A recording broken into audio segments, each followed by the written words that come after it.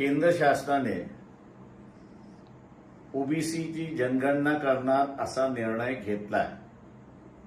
हा निर्णय फसवा आहे असं मी त्या ठिकाणी मानतोय। जनगणना कधी करणार याचा पहिल्यांदा खुलासा झाला पाहिजे। दुसरी गोष्ट म्हणजे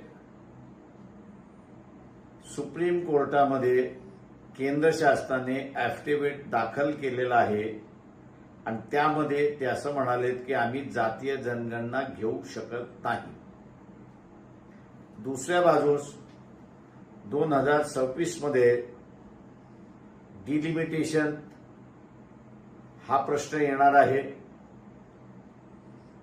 केंद्र शासन डिलिमिटेशन होऊ नये म्हणून जनगणना पुढे करते अशी परिस्थिती आहे।